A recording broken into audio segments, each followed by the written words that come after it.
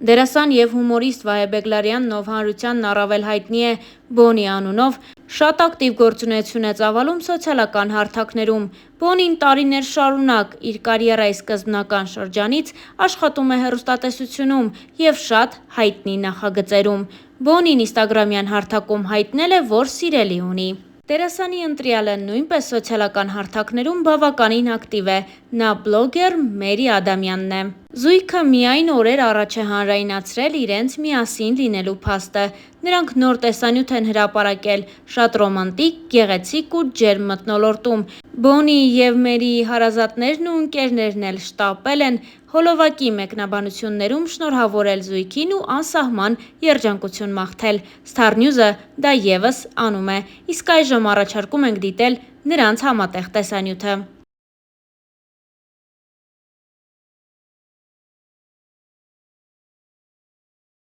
Այժմ անդրադառնանք նաև աստղային այլ կարևոր իրադարձությունների։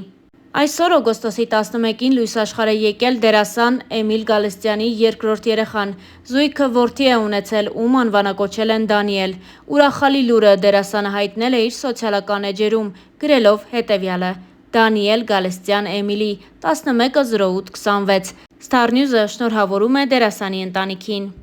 Դերասանուհի Քրիստինա Հովհաննիսյանը ևս ակտիվ է ինստագրամյան հարթակում։ Երգիչ Գևորգ Մկրտչյանի կինը շարունակում է նոր հոլովակներ հրապարակել ու մանրամասներ պատմել իր անցած ճանապարհի, վախերի, ինչպես նաև հաղթահարած զգացողությունների մասին։ Հոլովակը առաջարկում ենք դիտել հենց այս պահին։ Քանի փաստ իմ մասին։ Ես շատ եմ սիրում լինել մենակ։ Ու սա ոչ թե միայնակության մասին է, երբ դու չունես ընկերներ, բարեկամներ, հարազատներ, ոչ։ Այլ այն մասին է, երբ դու այդ ամենը ունես, բայց դու ունես ժամանակ եւ ունես տարածք, որտեղ կարող ես լինել մենակ, քո մտքերի հետ, նայես քո սիրած կինոները, անես այն ամենը, ինչը այս պահին ցանկանում ես անես դու։ Եվ երբեմն ինձ պետք են ժամեր կամ օրեր, երբ ես պետք է լինեմ մենակ ինքս ինձ հետ։ Փաստ համար 2։ Մի տարի առաջ հաղթահարել եմ իմ ամենամեծ կոմպլեքսը։ Դա իմ աչքերի գույնն է։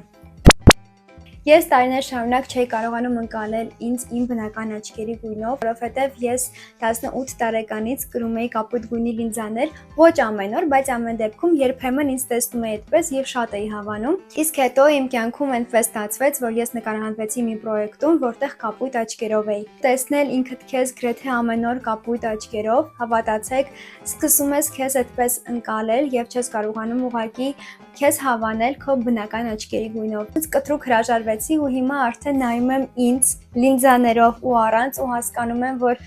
ոչ Քրիստինա ջան, սենց դու ավելի գեղեցիկ ես։ Այստեղ ունեմ նշան։ Փոքր ժամանակ այդ նշանը ավելի խիտ էր եւ ավելի մեծ էր երևում, իսկ տարիների ընթացքում արդեն գույնը բացվեց, քանի որ մաշկը լայնանում է ու սենց ինքը արդեն այդքան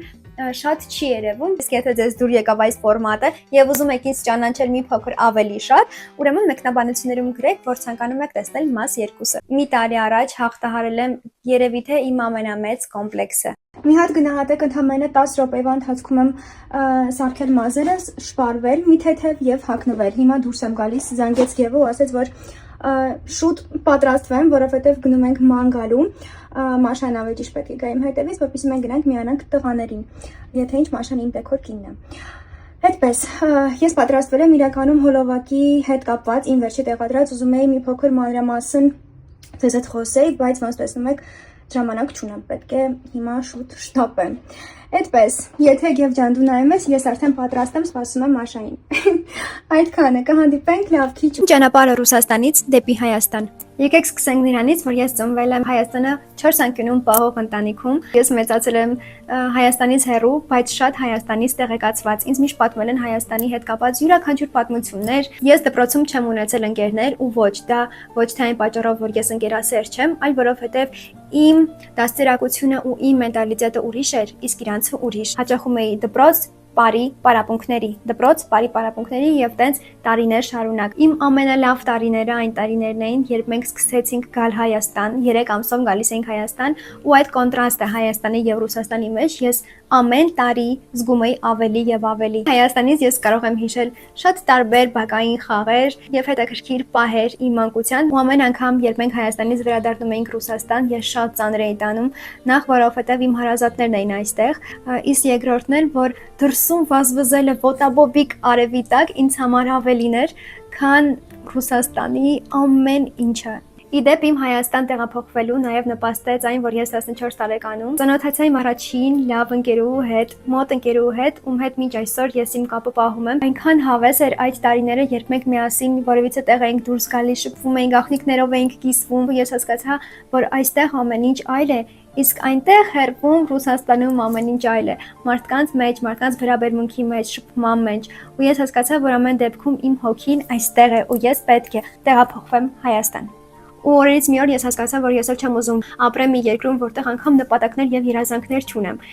Եվ նստում եմ, մերոնց հետ խոսում եմ ու մենք որոշում ենք, որ ես արդեն պետք է տեղափոխվեմ Հայաստան։ Բնականաբար ընտանիքիս հետ, ու դուք չեք պատկերացնի ինչքան երջանիկ է ես, երբ ստացա պատասխան, որ եթե քո ապագայի համար ամենալավ լուծումը դա Հայաստանն է, ուրեմն մենք կմեկնենք Հայաստան։ Իսկ ինչպիսին էր իմ ճանապարհը արդեն Հայաստանում, ես կպատմեմ մաս։ Դե իսկ հաղորդավարուհի Լիլիթ Մուրադյանն էլ շարունակում է Instagram-յան իր էջում հրապարակել տեսանյութեր, անդրադառնալով իր համար կարևոր ու իրեն հետաքրքիր թեմաների։ Star News-ն առանձնացրել է հոլովակը, առաջարկում ենք լսել նրան։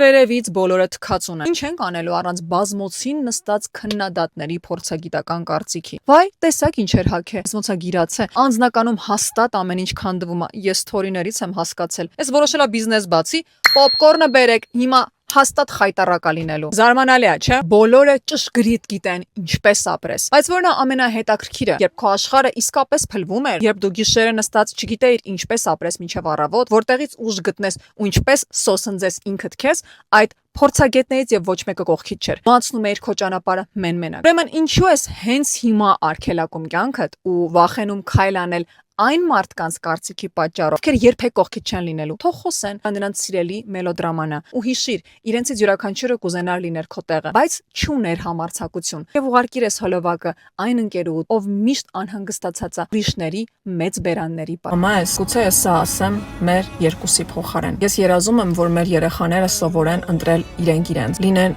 երջանիկ, այլ ոչ թե հարմար։ Եվ ցավոք, շատերը իրենց ժամանակին այդպես էլ չլսեցին այս խոսքերը։ Այո, այս աշխարհը կարող է լինել դաժան, կարող է լինել ծանր, կարող է լինել ցավոտ ու անարդար, բայց այդ ամենն անցնում է։ Ամենակարևորը՝ երբեք չդառնաք անտարբեր, չփակեք ձեր սիրտը։ Հենց դրա համար էլ ես սա ասում եմ իմ երեխաներին եւ ասում եմ ձեզ, դուք ունեք իրավունք ապրելու, սխալվելու, սիրելու,